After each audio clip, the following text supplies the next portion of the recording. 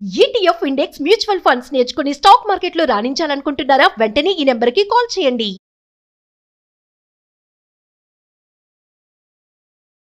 నమస్కారం అండి. డాక్టర్ శ్రీ ఆచార్య అనంతకృష్ణ స్వామి గారు. నమస్కారం. అసలు క్లాసెస్ ఎప్పుడెప్పుడు ఉండబోతున్నాయి? చాలా మంది అడిగేది క్లాసుల వివరాలు చెప్పండి అని. ఒకసారి దాని గురించి. మనకి 2024 14th జూలై మనకి హైదరాబాద్లో ఉందమ్మా. అలాగే 28 జూలై బెంగళూరులో ఉంటుంది. 14th ఆగస్ట్ వచ్చి విజయవాడలో ఉంటుంది. 11th ఆగస్ట్ వచ్చి అనంతపూర్లో ఉంటుంది.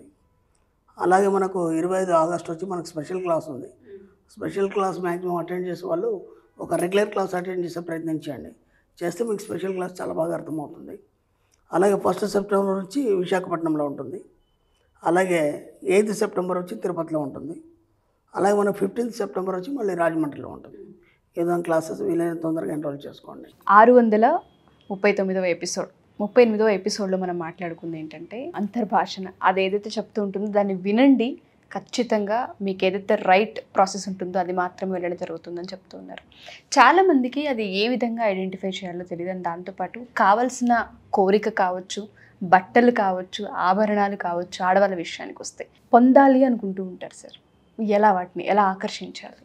అక్కడ విచిత్రం ఏంటంటే నేను దాంట్లో ఏం చెప్పానంటే మనం ఎక్కువ మాట్లాడేస్తుంటాం. ఎప్పుడైతే మనం మాటలు తగ్గించుకుంటామో అప్పుడు మాత్రమే ఆ వాయిస్ వినిపిస్తుంది మీకు. దాంతో మాట్లాడండి అని చెప్పాను. ఇప్పుడు ఒక ఫంక్షన్కి వెళ్ళారు, సపోజ్ ఆడవాళ్ళు కానీ మగవాళ్ళు కానీ ఎవరైనా సరే ఫంక్షన్కి వెళ్ళినప్పుడు ఏం మాట్లాడుకుంటారు? గాసిపింగే ఉంటుంది సార్. అంటే ముందు చూడగానే బాగున్నారా అని అడుగుతారు. అంతవరకు ఓకే.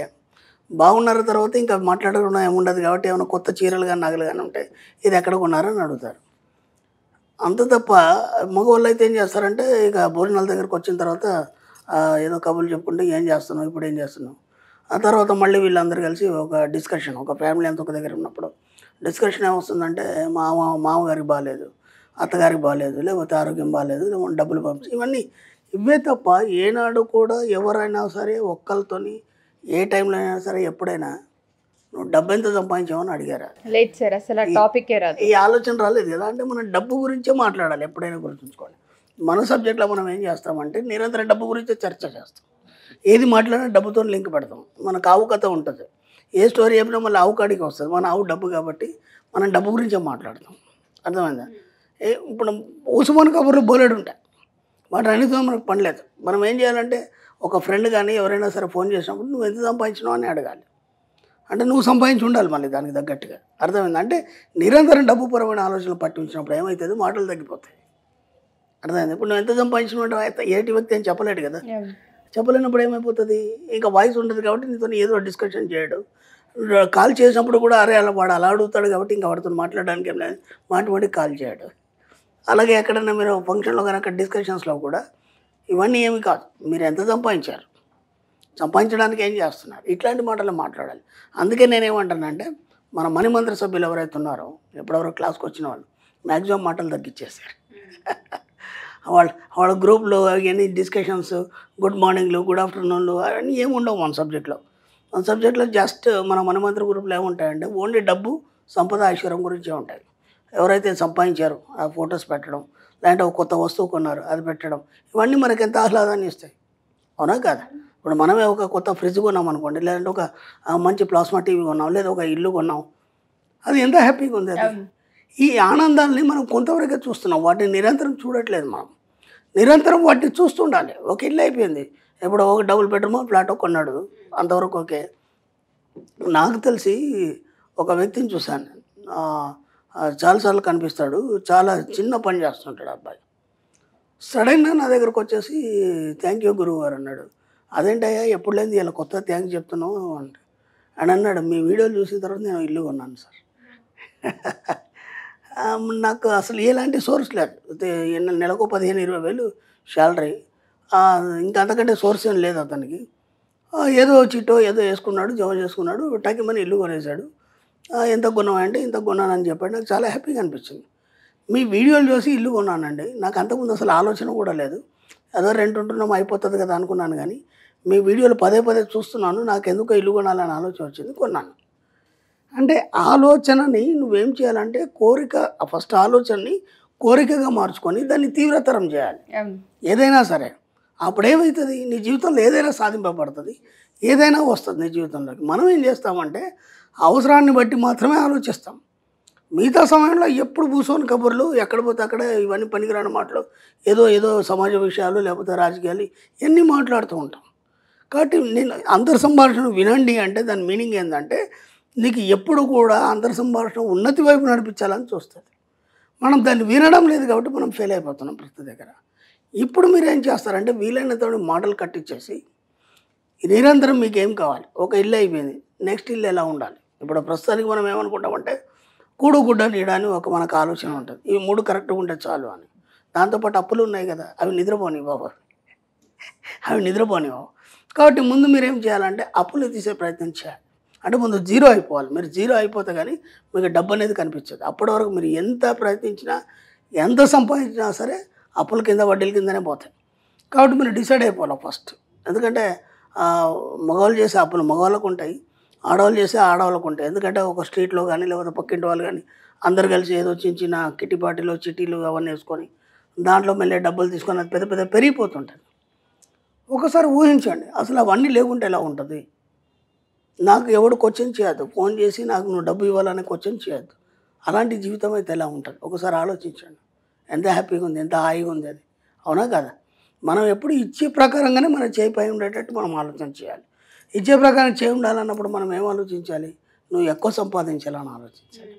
ఎప్పుడు మనం ఇచ్చే స్థాయికి వెళ్తామంటే మనం ఎక్కువ సంపాదించినప్పుడు ఇచ్చే స్థాయికి వెళ్తాం కదా. మరి ఎక్కువ సంపాదించాలంటే ఏం చేయాలి, విశ్వాన్ని అవకాశాలు అడగాలి. నేను సంపాదించడానికి నాకు బోలెడు అవకాశాలు ఇవ్వాలని అడగాలి. ఎందుకంటే విశ్వం అంటే ఎవరో కాదు, నీ ఇన్నర్ మైండ్. అడిగినప్పుడు కదా అది నీకు సంపాదనకు సంబంధించిన దారులన్నీ ఓపెన్ చేస్తుంది. ఇప్పటిదాకా మనకి ఎలా అడగాలి, ఎవరిని అడగాలి, ఏం చేయాలి ఇవన్నీ తెలియదు. ఏదో ఆయన తెస్తున్నాడు, చేస్తున్నాం, పనులు ముందు నడుస్తుంది తప్ప ఇదంతా సబ్జెక్టు మనకు తెలియదు. ఇప్పుడు ఒక్కొక్కటిగా ఫస్ట్ మనం ధనవంతులు కావడానికి లేదా డబ్బు సంపాదించడానికి మన యాటిట్యూడ్ని మార్చుకుంటూ ఇక్కడ దాకా వచ్చాం. వచ్చిన తర్వాత ఇప్పుడు మనం ఎలా అడగాలి, ఎలా సంపాదించుకోవాలి, ఎలా మనం సమాజంలో ప్రవర్తించాలి, మన కొలీగ్స్తో మనం ఎలా ప్రవర్తించాలి, ఇవన్నీ ఒక్కొక్కటిగా మార్చుకున్నప్పుడు కదా మీ జీవితంలోకి డబ్బు అనేది రావడం జరుగుతుంది. అది ఎలా రావాలి అంటే ఏదో అవసరం నిమిత్తం రావద్దు. మనం ఏం చేస్తామంటే సపోజ్ ఏదో అర్జెంట్ అవసరం ఉంది, ఇంట్లో ఏదో కార్యం ఉంది, దానికి సరిపడా హడవుడు పడి మళ్ళీ అప్పే. ప్రతి కార్యానికి అప్పు చేస్తుంటే ఏనాడు నీ సొంత డబ్బు పెట్టి చేయవా, ఆ ఆలోచన నీకు ఎందుకు రాలేదు. నేను చాలామంది చూశాను, మధ్యతరగతి కావచ్చు, ఉన్నత తరగతి వాళ్ళు కూడా ప్రతిదానికి అప్పులు చేస్తారు. అప్పు అనేది ముందు జీవితంలోకి వెళ్ళి తీసేయండి. ఫస్ట్ అది తీసేయండి. మన సబ్జెక్ట్లో అది లేదు. అప్పు అనేది మన సబ్జెక్ట్లో లేదు. నెగిటివ్ కదా, నెగిటివ్ ఏది మన సబ్జెక్ట్లో ఉండదు కదా. కాబట్టి దాన్ని ముందు తీసేయండి. ఒక ఫ్యామిలీ ఉంది, పెళ్ళయింది, న్యూ కపుల్స్, పాప పుట్టింది. పాప పుట్టగానే ప్లాన్ చేస్తారు, ఏమన్నా అమ్ము ఈ అమ్మాయి పెద్ద అయిన తర్వాత ఖర్చులు సరిపోతాయి లేవని చెప్పేసి ఆ పాప పేరు మీద ఎంతో కొంత ఫిక్స్ డిపాజిట్ చేస్తారు. ఓకేనా. ఇప్పుడు ఈ పాపకి 25 ఏళ్ళు వచ్చిన తర్వాత నువ్వు పెళ్లి చేయవు. ఓకేనా. 25 సంవత్సరాలకి నువ్వు ఈ ఫిక్స్ డిపాజిట్ చేసింది సరిపోతుందా, అప్పటికి ఎన్నో రెట్లు నీకు అవసరం ఉంటుంది. అప్పుడు ఏమనుకుంటారు, అది ఉంది దాంట్లోకి ఇంకా కొద్దిగా అప్పు తెచ్చి పెళ్లి చేస్తే, అంటే ఇప్పుడే నువ్వు డిసైడ్ అయినవి ఏంటంటే అప్పటికే అప్పు తెచ్చి నేను పెళ్లి చేస్తాను, అప్పు లేకుండా చేస్తాను ఆలోచన ఒక్కసారి రాలేదా నీకు, అర్థమవుతుందా. ప్రతిదానికి మనం దానికి ముడి పెడతాం. ఇప్పుడు డిజైన్ ఎవరు ఇచ్చారు, మీరే ఇచ్చారు అప్పు చేస్తానని. విశ్వం ఏం చేస్తుంది, మీకు అప్పు చేస్తే నా పెళ్లి చేయదు, అర్థమవుతుంది. నువ్వు అప్పు చేస్తే నా పెళ్లి చేయదు. కాబట్టి అప్పటి ఫ్యూచర్ కదా, 20 సంవత్సరాల దాకా ఇప్పటికి ఇలాగే ఉంటాయి పరిస్థితులు. అంటే ఆ 25 సంవత్సరాల తర్వాత కూడా నేను బాగా సంపాదిస్తాను, అప్పులేని జీవితాన్ని ఆనందంగా గడుపుతాను అనే ఆలోచన నీకు రాలేదు. ఇప్పుడంటే సిచ్యువేషన్ కొద్దిగా నీకు ఇప్పుడిప్పుడే పెళ్లి చేసుకున్నావు, ఉన్న జీతంలో నువ్వు వెళ్ళగొట్టాలి. కానీ 20 సంవత్సరాల తర్వాత కూడా నీ ఆలోచన ఇప్పుడే ఫిక్స్ చేసిన తర్వాత 25 సంవత్సరాల తర్వాత కూడా ఇదే ఆలోచన అక్కడ పనిచేస్తుంది తప్ప కొత్త ఆలోచన పనిచేయదు. ఇంత ఇంపాక్ట్ని క్రియేట్ చేసి ఇది ఎంత సూక్ష్మంగా ఉంటుంది, ఎవరికి అర్థం కాదు. ఇది అర్థమైందా. ప్రతిదానికి మనమే డిజైన్ చేసి ఇది ఇలా ఫిక్స్ చేసినప్పుడు విశ్వంలో రికార్డ్ అయిపోయి దాని విధంగానే జరుగుతుంది. కాబట్టి మీరు ఏది ఫిక్స్ చేయకండి. ఏదైనా సరే మన సబ్జెక్ట్లో నీరు పళ్ళ మేరకు, అంటే నీరు ఎడిపోతే అటు వెళ్ళిపోవాలి, ఎక్కడ కూడా వ్యతిరేకంగా పోవడానికి లేదు. కాబట్టి దేనికి మీరు ఫిక్స్ చేయకండి, అన్నిటికీ విశ్వానికి అప్పచెప్పండి. ఆ సమయానికి అన్ని సమయానుకూలంగా తయారైపోతాయి. హాయిగా మీరు అప్పులేని జీవితాన్ని హాయిగా గడుపుతారు. తప్పకుండా సార్. నీరు ఎలా అయితే ప్రవహిస్తూ వెళ్ళిపోతూ ఉంటుందో ప్రశాంతంగా ఆహ్లాదంగా, జీవితాన్ని కూడా అలా ముందుకు తీసుకెళ్ళాలి. Thank you sir, thank you so much. Thank you. Suman టీవీలో మీ పర్సనల్ అండ్ బిజినెస్ ప్రమోషన్స్ కోసం కింది నెంబర్కి కాంటాక్ట్ చేయండి.